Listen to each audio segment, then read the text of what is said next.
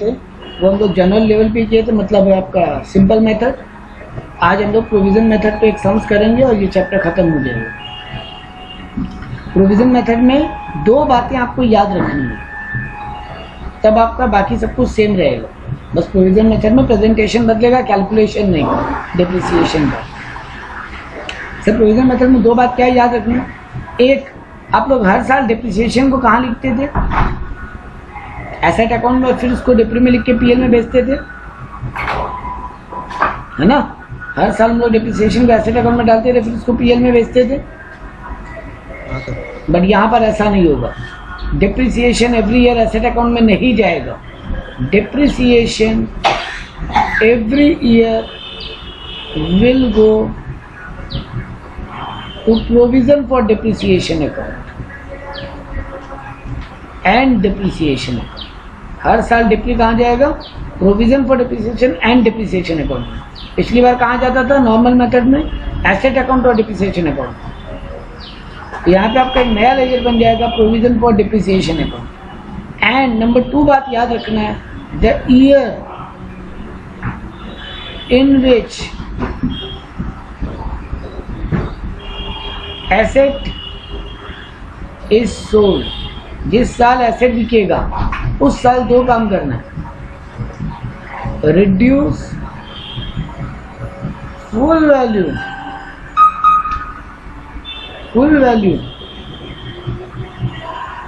Of asset in asset disposal account. जिस साल asset बिकेगा उस साल एसेट का पूरा वैल्यू एसेट डिस्पोजल अकाउंट में डाल देना है। एंड नंबर 2 बात है, from provision for depreciation account full value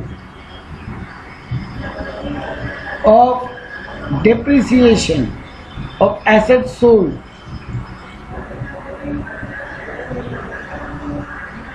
will go to asset disposal account। दो इंपॉर्टेंट बात ध्यान रखना, हर ईयर डिप्री को एसेट अकाउंट में नहीं डाल के प्रोविजन फॉर डिप्रिसिएशन अकाउंट से करना है। एंड नंबर 2, जिस साल एसेट बिकेगा उस साल एसेट अकाउंट से पूरा वैल्यू निकाल दो, जो एसेट बिक गया उसका फुल वैल्यू, मतलब उसका पूरा ओरिजिनल वैल्यू, परचेज प्राइस एकदम। और जो एसेट सोल्ड हुआ है उसका जितना अब तक पूरा लाइफ टाइम में डिप्रिसिएशन कैलकुलेट की हो वो भी प्रोविजन अकाउंट से निकाल दो। और कहाँ डाल दो? दोनों अकाउंट से निकाल के एसेट का वैल्यू भी और डिप्री का वैल्यू भी एसेट डिस्पोजल अकाउंट। बस यही दो बात अगर आपको आता है तो आपको ये चैप्टर आता है। ये दोनों बातें थ्योरेटिकली क्लियर है, प्रैक्टिकली भी हम करके दिखाएंगे। चलो ठीक है, अब हम लोग एक सम पिक करते हैं, सेम वैसा ही सम जैसा पिछले दिन था, और फिर उसको इन 3 लेजर में पुटिंग करना सीखेंगे। Asset account, asset disposal account और प्रोविजन फॉर डिप्रिसिएशन अकाउंट।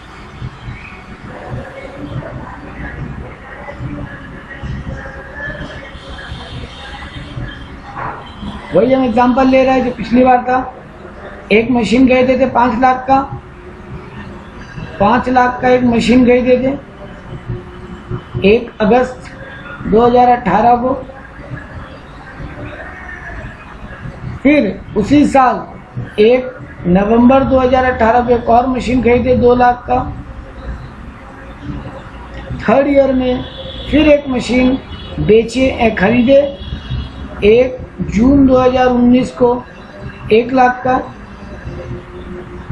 और थर्ड ईयर में आके मतलब 1 सितंबर 2020 को एक एसेट जिसका दाम 2 लाख रुपये है, कॉस्टिंग 2 लाख है, जिसको परचेज किए थे 1/8/2018 को, सोल्ड फॉर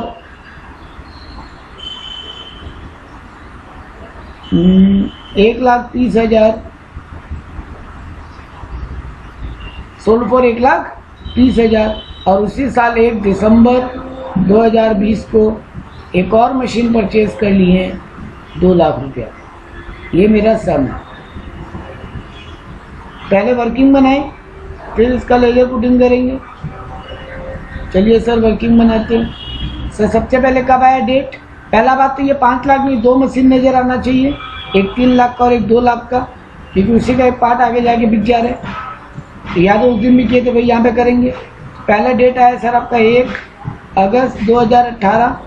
उस दिन आप परचेज किए हो मशीन 1 और मशीन 2।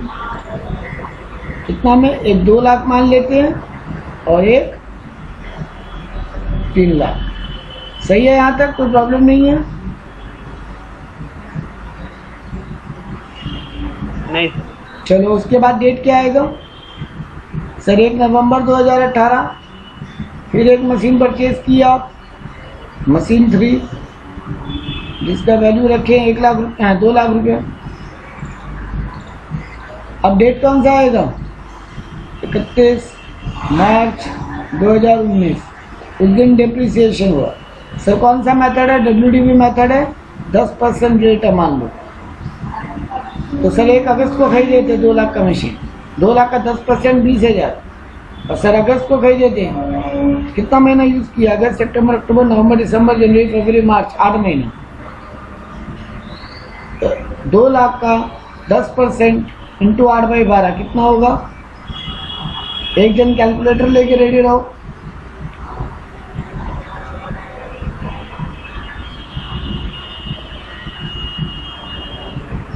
दो lakh into 10% into 8 divide by 12, sir 13,333 depreciation है। और वैसे 3 लाख का, 3 lakh into 10% into 8 divided by 12, तो इसका डिप्रिसिएशन आएगा 20,000। और तीसरा मशीन 1 नवंबर को खरीदे हैं 2 लाख का। कितना दिन यूज हुआ? नवंबर, दिसंबर, जनवरी, फरवरी, मार्च, 5 महीने। तो 2 लाख का 10% 20,000 इंटू 5 डिवाइडेड बाई 12, 8,333। पहला साल खत्म।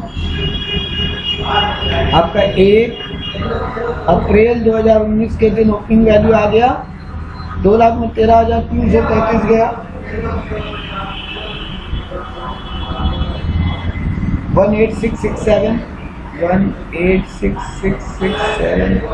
3 लाख में 20,000 गया। 2,80,000, 2 लाख में 8,333 गया। 191,667 पहला साल खत्म। दूसरा साल फिर 1 जून को एक और मशीन परचेज हुआ, मशीन नंबर 4। कितना का? 1 लाख का। फिर आया आपका 31/3/20। उस दिन फिर डिप्री हुआ। WDV मेथड है, मतलब 18667, 2,80,000 का 10% 28,000। 191,667 का 19167 और 1 लाख का जून को खरीदे हैं। तो जून, जुलाई, अगस्त, सितंबर, अक्टूबर, नवंबर, दिसंबर, जनवरी, फरवरी, मार्च, 10 महीना यूज हुआ है। 1 लाख का 10% 10,000, तो 10,000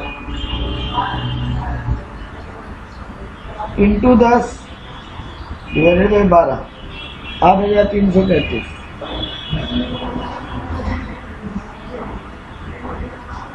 मेरा वैल्यू कब आएगा? 1/4/2020 को ओपनिंग बैलेंस कितना आ जाएगा? 1,8667 में 1,8667 गया। 1,68,000, 2,80,000 में 28,000 गया। 2,52,000, 191,667 में से 191,667 गया। 1,72,500 और 1 लाख में 8,333 गया। 91,667। यहाँ तक कोई दिक्कत किसी को?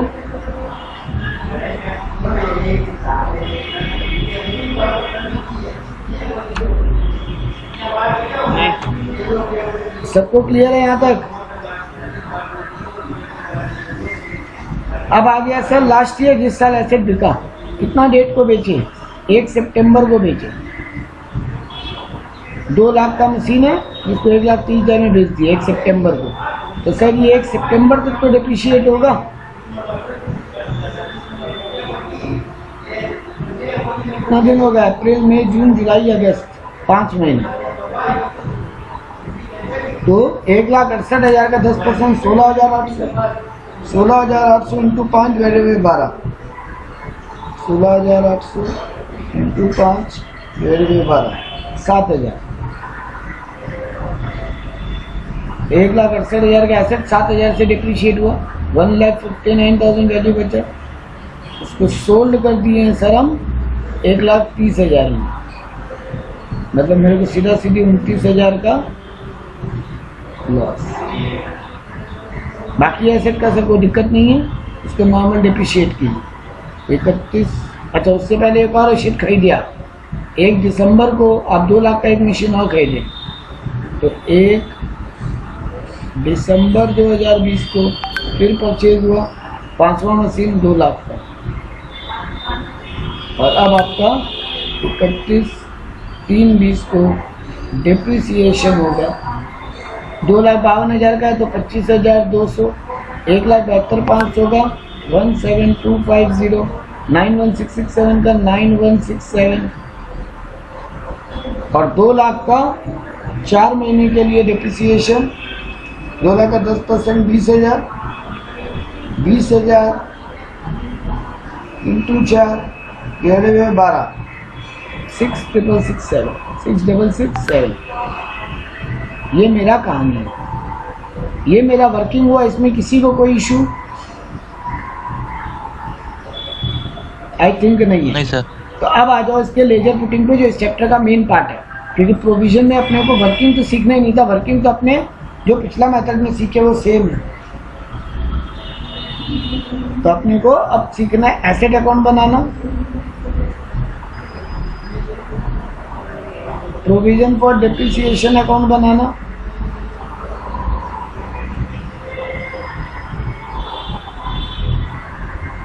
इसके अलावा सर डिप्रिसिएशन अकाउंट बनाना, जो कि भाई सिंपल टाइम पास है जो पिछले मेथड में था, और एक अकाउंट बनाना सीखना होगा एसेट डिस्पोजल अकाउंट बनाना। चलिए सर बनाते हैं। एसेट अकाउंट में सबसे पहला काम क्या हुआ सर? आप 1 अगस्त को एक मशीन खरीदे थे 5 लाख रुपया का, और फिर 1 नवंबर को भी खरीदे 2 लाख रुपया का। एसेट अकाउंट में 1 अगस्त और 1 नवंबर, तो 2 बैंक, 1 5 लाख का और 1 2 लाख। कोई दिक्कत नहीं, यहाँ पे 7 लाख का मेरा वैल्यू बना, हम उसी को बाय बैलेंस सीडी कर देंगे। 31/3/19 के दिन इसी को हम बाय बैलेंस सीडी कर देंगे 7 लाख रुपए। मतलब सर एसेट अकाउंट में कुछ नहीं डालना, एक मिनट होल्ड करो।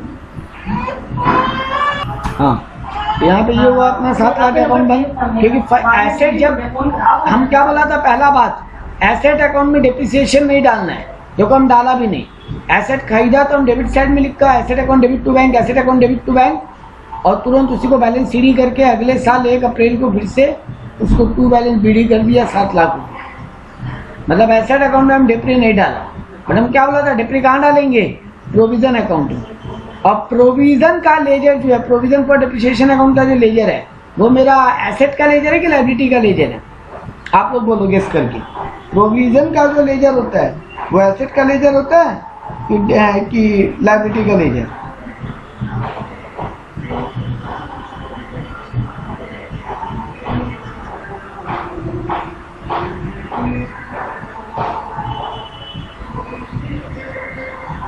बोलो।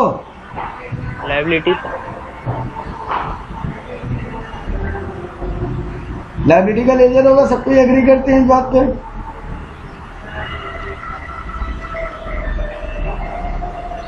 सर एसेट का होना चाहिए ना। प्रोविजन का लेजर एसेट का कि लायबिलिटी का? क्यों? जो भी लायबिलिटी बोल रहा है वो भी अपना रीजन दो, और जो एसेट बोल रहा है वो भी अपना रीजन दो।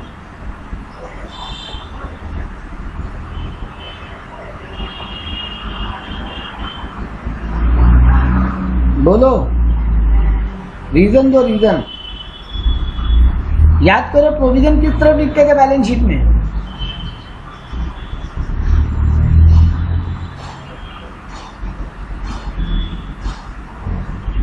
बेटा जी ऑलवेज लायबिलिटी है। प्रोविजन और रिजर्व ये दोनों ऑलवेज लायबिलिटी का लेजर है, ये बात कभी मत भूलना। बहुत ज्यादा तकलीफ ना होगी अगर ये बात भूलोगे तो। आने वाले सब्जेक्ट्स में नेक्स्ट ईयर में, मतलब सॉरी नेक्स्ट मतलब है जब सीए में इंटर दोगे तो अकाउंट्स का बहुत सारा चैप्टर आएगा जहाँ पे ये बात बहुत काम आएगा। कंपनी का अकाउंट जब बनाओगे तब बहुत काम आएगा। प्रोविजन हो या रिजर्व ऑलवेज लायबिलिटी का लेजर है। क्यों? अब रीजन भी जान लो, क्योंकि तुम तो प्रोविजन या रिजर्व बनाते हो, वो प्रोविजन या रिजर्व ऑलवेज, वो प्रोविजन एंड रिजर्व ऑलवेज आपका एक स्पेसिफिक हो जाता है कि आप उसी चीज के लिए पैसा साइड किए हो, तो फिर वो उसी काम के लिए काम आएगा। आप और कोई काम में काम नहीं लगा सकते। आपका लायबिलिटी हो गया है कि आपको वो रिजर्व या प्रोविजन जो आप क्रिएट किए हो वो आपको उसी पर्पस के लिए यूज करना पड़ेगा। मेरा बात क्लियर है? और जब कोई चीज का जब चीज का जिम्मेदारी बन जाता है उसको हम लोग क्या बोलते हैं? ऑलवेज। मेरा लैंग्वेज में हक, हाँ मेरे लैंग्वेज में हक मतलब एसेट और जिम्मेदारी मतलब लायबिलिटी। ये आपका जिम्मेदारी बन जाता है कि आपको उसी पर्पस के लिए उसको यूज करना पड़ेगा। तो आप डिप्रिसिएशन के लिए प्रोविजन बना के रखे हो, तो ये एसेट जब भी बेचेंगे तभी ये डिप्रिसिएशन के अमाउंट काम आएंगे। ठीक बात? क्लियर है सबको? हाँ सर। तो देखो 31/3/19 के दिन इसको यहाँ लायबिलिटी साइड में लिखेंगे प्रोविजन अकाउंट का बाय डिप्रिसिएशन। कितना का फिगर है जोड़ लो। पहला साल सर एक तो आपका 13,333, एक है 20,000 और एक है 8,333। जोड़ने में कितना आएगा? 13,000 और 8,000 21,333। एक मिनट रुको, 13,333 प्लस 20,000 प्लस 8,333 41,667। इसको 41,666 सॉरी यहाँ पे आ जाएगा। इसको तुरंत क्या करेंगे? उसी दिन 31/3 के दिन ही टू बैलेंस सीडी कर देंगे, क्योंकि एसेट या लायबिलिटी का लेजर बैलेंसिंग होकर कंटिन्यू रह जाते हैं, बंद नहीं होता। उसको तुरंत फिर 1 अप्रैल को बाय बीडी करके कंटिन्यू कर लेंगे। 41,666 यहाँ तक क्लियर है? कोई दिक्कत नहीं। फर्स्ट ईयर में डेप्री अकाउंट में क्या करेंगे सर? यहाँ पर 31/3 के दिन हम लिखेंगे बाय प्रोविजन फॉर डिप्रिसिएशन और फिगर लिखेंगे 41,666 और उस फिगर को कहाँ डाल देते हैं सर? आप तुरंत पीएल में भेज दीजिए। तो बाई पीएल करेंगे सर, यहाँ पे 2 लिखना था, यहाँ 2 लिखेंगे और यहाँ बाई पीएल करके 41,666 भेज देंगे। इसमें एक ही काम है, इस लेजर का एक ही काम है। जब हम एसेट अकाउंट में बाई डेप्री लिखते थे तो यहाँ पे 2 एसेट लिख के उसको पीएल में भेज देते थे। इस बार प्रोविजन अकाउंट में बाई डेप्री लिखे हैं तो उसको 2 प्रोविजन फॉर डिप्रिसिएशन करके पीएल में ट्रांसफर कर देंगे। डेप्री अकाउंट का एक ही काम है, इसका और कोई काम नहीं है। फर्स्ट ईयर का पुटिंग क्लियर है सबको?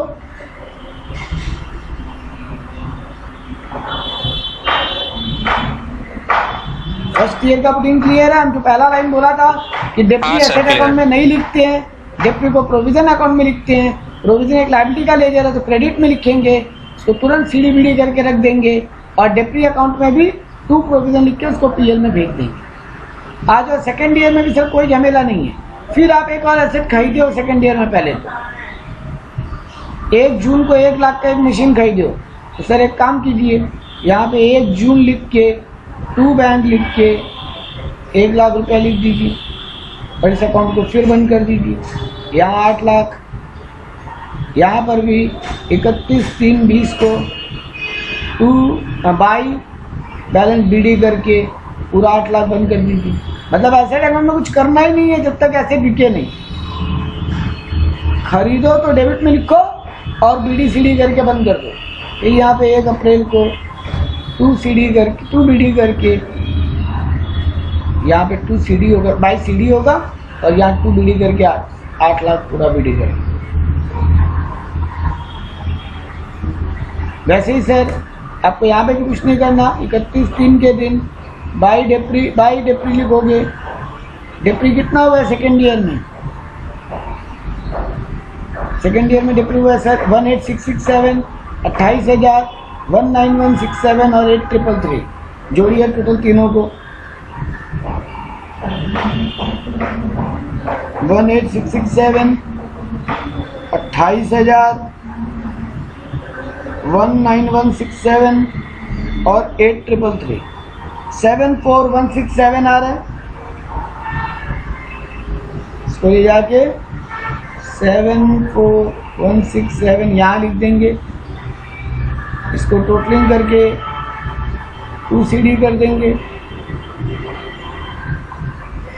41,666 और 74167 प्लस 41,666 फिगर आ रहा है 1,15,833 1,15,833 टोटल करके बंद कर देंगे और यहाँ बाई बीडी कर देंगे नेक्स्ट साल का 1 अप्रैल को 115,833 और यहाँ क्या करेंगे सर? यहाँ पे भी 31/3 को फिर 2 प्रोविजन फॉर डिप्रिसिएशन लिख के 74,167 और इसको बाई PL करके 74,167 बंद कर देंगे। इस अकाउंट में कोई झमेला ही नहीं है सर। अब आइए आपका 3rd ईयर जहाँ सारा प्रॉब्लम हो रहा है।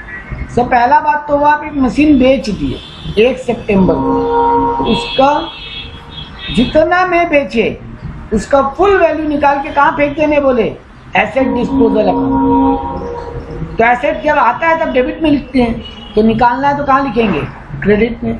यहाँ पे लिखेंगे बाई एसेट डिस्पोजल। कितने का वो वैल्यू था जिसको निकाल देना है सर? 2 लाख का।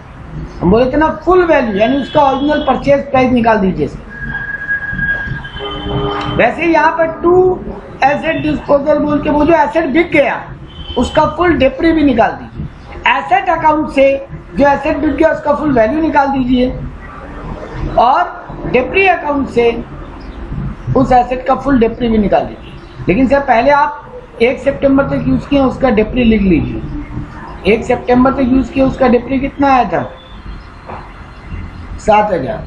तो वो 7,000 तो आप पहले इधर क्रेडिट में लिख लीजिए।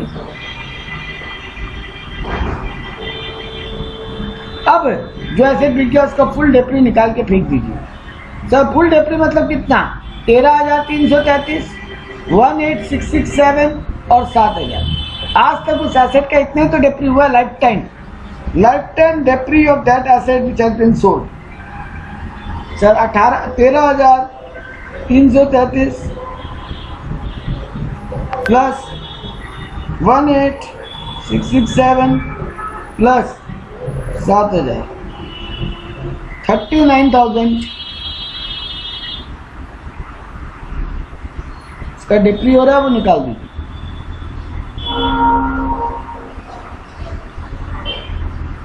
और निकाल के कहाँ है? हम क्या किया? हम एसेट अकाउंट से वो एसेट का वैल्यू निकाल दिया और बाई एसेट डिस्पोजल लिख दिया। वैसे प्रोविजन अकाउंट से उस एसेट का पूरा डिप्री निकाल दिया। डिप्री जब जब हो रहा है तब तब क्रेडिट में लिख रहे हैं, तो निकालना है तो डेबिट में करेंगे।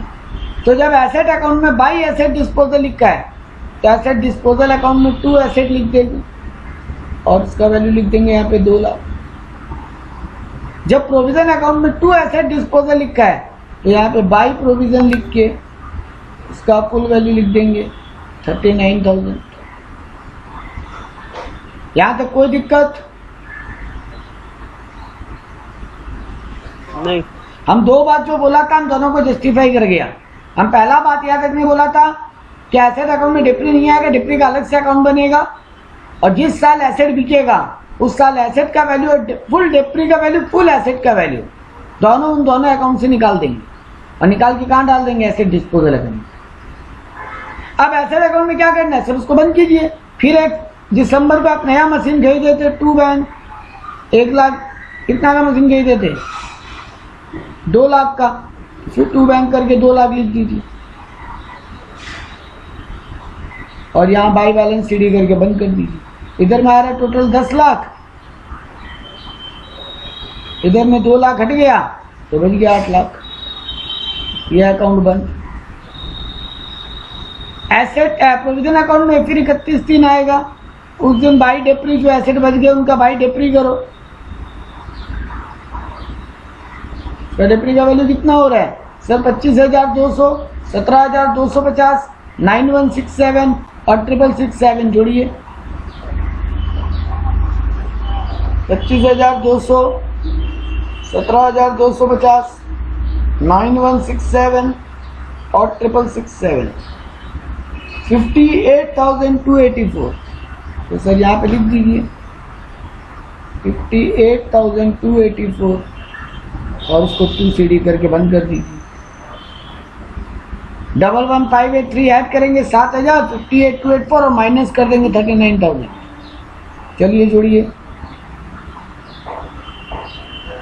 11,583 प्लस 7,000 प्लस 58,284 माइनस 39,000, 142,117 बैलेंस बचा। और ये डेप्री अकाउंट में तो वही काम करना है। 2 प्रोविजन पर डेप्री लिख के, एक तो 7,000 डेप्री हुआ था और एक ईयर एंड में फिर हुआ 2 प्रोविजन पर डेप्री लिख के 58,284।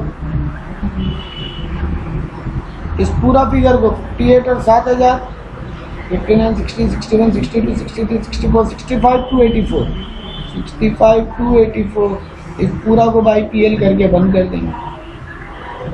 अब एसेट डिस्पोजल अकाउंट कैसे बंद होगा? सर जब एसेट का वैल्यू 2 लाख है, इसका 39 डेप्री हो गया, कितना में बिका यहाँ लिखिए और कितना आपको प्रॉफिट या लॉस हुआ, उससे पूरा अकाउंट मैच होकर बंद हो जाना चाहिए बोथ साइड। मेरा एसेट बिका कितना में था? 1,30,000 और मेरे को लॉस कितने का होता? लॉस हुआ तो बाई PL, प्रॉफिट होता तो 2 PL लिख देते। 29,000 का मेरे को लॉस हुआ। देखो तुम्हारा बोथ साइड मैच हो रहा है कि नहीं?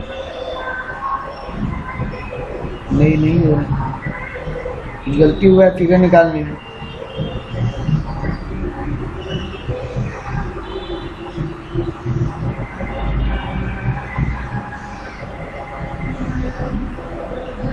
इसको फिगर निकालने में ब्लंडर हुआ है। 13,333 प्लस 18, एक बार फिगर माइनस करके देखते हैं। 2 लाख माइनस 13,333 इंटू 10%, 18,667, तो 18,667 नहीं 18,667 माइनस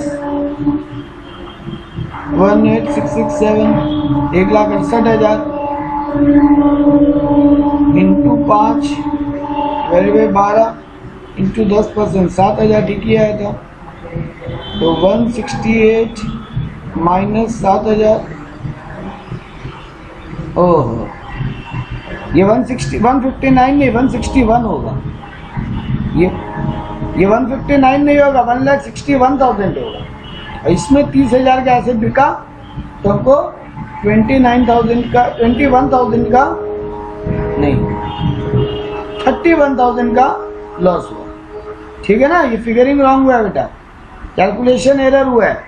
168 में 7,000 जाएगा तो 161 बचेगा। 161 का मशीन 130 में बिक गया, 31 का लॉस हुआ। ठीक है ना? तो यहाँ पे हमको प्रोविजन फॉर डिप्रिसिएशन मेरा कितना हुआ उस एसेट का टोटल? ये तो वही फिगर था, सॉरी ये फिगर तो राइट था, 39,000। 39,000 ये तो लॉस हुआ 31,000। अब मैच करो, बोथ साइड मैच होना चाहिए। 39 प्लस 130 प्लस 31, हाँ पूरा 70। तो ये पूरा 2 लाख से अकाउंट बंद हो जाएगा। तो हम क्या किए, हम प्रोविजन अकाउंट से और एसेट अकाउंट से उसका वैल्यू निकाल दिए और उसको उस ईयर में क्लोज कर दिए। कैसे क्लोज किए, सब बाय प्रोविजन फॉर डेप्रिसिएशन लिखे 39, बाय बैंक किए 1,30,000, बाय पीएल किए 31। क्योंकि जो एसेट बिक रहा है उस एसेट डिस्पोजल अकाउंट से हम उसका सेल और लॉस को लिखेंगे, लॉस या प्रॉफिट को, और वो अकाउंट मेरा बोथ साइड इक्वल होकर बंद हो जाना चाहिए। बाकी अकाउंट मेरा एसेट अकाउंट और provision account as it is continue रह जाएगा। यहाँ तक क्लियर है? तो बाई बैंक ऐसे डिस्पोजल में क्रेडिट क्यों हुआ सर? बेटा जनरल एंट्री क्या होता है, एसेट बेचने पे पैसा आ रहा है कि जा रहा है? आ रहा है तो बैंक अकाउंट डेबिट करोगे ना। लॉस हो रहा है तो लॉस को भी क्या करते हैं, डेबिट की क्रेडिट? डेबिट। तो चलो पीएल अकाउंट भी डेबिट ही लिखोगे। और तुम एसेट अकाउंट को तो छेड़खानी कर नहीं रहे हो, तुम एसेट और उसका पूरा डेप्री कहाँ डाल के रख दे रहे हो, एसेट डिस्पोजल अकाउंट में। तो बेटा यानी सारा जो भी कार्यक्रम होगा अब बेचने खरीदने, बेचने का, लॉस का, प्रॉफिट का, वो सारा एसेट डिस्पोजल अकाउंट के थ्रू होगा। तो नॉर्मली एसेट लिखता हो तो तुम 2 एसेट लिखते हैं ना, लेकिन अब यहाँ एसेट डिस्पोजल लिख दोगे क्योंकि तुम एसेट अकाउंट से तो उसको निकाल चुके हो। और बैंक में कितना रुपया आ रहा है सर? 1,30,000। पीएल कितने का हुआ? 31। तो एसेट डिस्पोजल में कितना जाएगा? 1,61,000। तो देख लो 2 लाख का एसेट था, उसका 39,000 का अब तक का लाइफ टाइम डेप्री है। तो माइनस करोगे तो 1,61 आ रहा है। 1,61 का एसेट 1,30,000 में बिका और लॉस हुआ 31,000 का। तो एसेट डिस्पोजल अकाउंट क्या हो रहा है? क्रेडिट। एसेट डिस्पोजल किसके कारण क्रेडिट हो रहा है सर? बैंक के कारण और पीएल के कारण। तो देख लो एसेट डिस्पोजल के क्रेडिट में अमाउंट लिखिए, बैंक के कारण और पीएल के कारण। बेटा एसेट खरीदते हो तो टू बैंक लिखते हो, पैसा जाता है। एसेट बेच रहे हो तो बाय बैंक लिखोगे, पैसा आता है। ठीक है, बाकी लोग क्लियर है कहानी? तो अगर अब इनका जनरल एंट्री का बात करके चैप्टर को पूरा फिनिश अप करते, सर पहला साल क्या क्या एंट्री पास होता?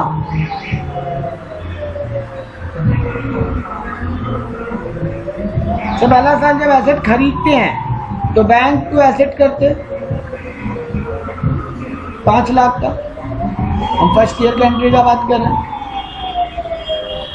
और सर एसेट को डेप्री कहाँ से कर रहे हैं? प्रोविजन अकाउंट से। तो depre account debit to provision for depre account. पहला साल कितना का डेप्री हुआ? 41,666 लिख देते। और फिर उस डेप्री को कहाँ फेंक देते हैं? पीएल अकाउंट में। तो depre account debit to PL कर देते।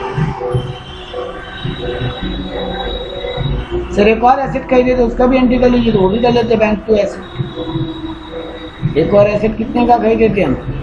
5 लाख के बाद 2 लाख का। 2 लाख। तो सर यहाँ 2 लाख एक और एंट्री कर। तो सर पहला साल जब हम लोग नॉर्मल मेथड करते थे तो बैंक टू एसेट करते ही थे और डेप्री टू पीएल करते ही थे। बट जब नॉर्मल मेथड करते थे तो डेप्री टू एसेट अकाउंट करते थे। बट यहाँ पे एसेट अकाउंट से डेप्री नहीं कर रहे हैं, अलग से प्रोविजन अकाउंट से कर रहे हैं। देख लो डिप्रिसिएशन टू प्रोविजन कर दिया, बस यही तो एक एंट्री एक्स्ट्रा हो गया। एक्स्ट्रा क्या हो गया? वहां करते थे तुम डेप्री टू एसेट, बट यहाँ कर रहे हो depre to provision for depreciation. Sir second year में क्या होता? सेकेंड ईयर में आप फिर एक एसेट खरीदे, वही बैंक टू एसेट करते। कितने का मशीन खरीदे थे?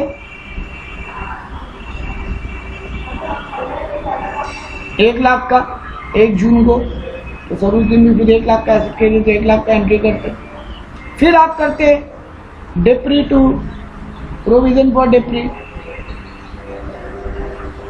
कितने का प्रोविजन हुआ उस साल? सर 74,167। और फिर इस डेप्री को कहाँ फेंक देते उठा के? सर ये गलती हुआ, यहाँ पीएल टू डेप्री हुआ। पीएल में भेज दे रहे हैं, पीएल को कम कर दे रहे हैं, डिप्री एक एक्सपेंस है, तो पीएल टू डिप्री, क्योंकि पहले डिप्री डेबिट हो चुका था, पीएल टू डिप्री। यहाँ पर भी sir PL account debit to depre कर देती है 74,167। थर्ड ईयर में क्या होता है सर, एक एसेट पहले तो 6 महीना 5 महीना यूज करके उसको डिप्री किए, तो हम एंट्री करते डिप्री टू प्रोविजन फॉर डिप्रिसिएशन। वो एसेट 7,000 से डिप्री हुआ था। फिर सर क्या करते हम, एसेट बेचे हैं, तो एसेट अब यहाँ 2 नया एंट्री आएगा। एसेट अकाउंट से उतना ही एसेट का वैल्यू कम कर दो और एसेट डिस्पोजल में भेज दो। सेम काम प्रोविजन के साथ करो, उसको भी एसेट डिस्पोजल में भेज दो। तो एसेट को कम करना है, तो asset disposal account debit to asset करते और 2 लाख का पूरा एसेट निकाल देते। वैसे ही asset provision for depreciation account debit to asset disposal करके उतने का ही डिप्री भी निकाल देते। कितने का डिप्री निकला था? 39,000। बस ये 2 नया एंट्री आता जो नॉर्मल सिंपल मेथड में नहीं करते। एसेट डिस्पोजल टू एसेट, उतना का एसेट निकाल दिए और प्रोविजन को क्रेडिट कर रहे थे, निकाल रहे हो तो प्रोविजन को डेबिट करके 39,000 का डिप्री भी निकाल दिया। अब जो एसेट सेल हुआ उसका सेल का एंट्री क्या होता है? Bank account debit. लॉस हुआ इसलिए PL account debit to asset disposal. Bank में 1,30,000, पीएल में गए 31,000, 1,61,000।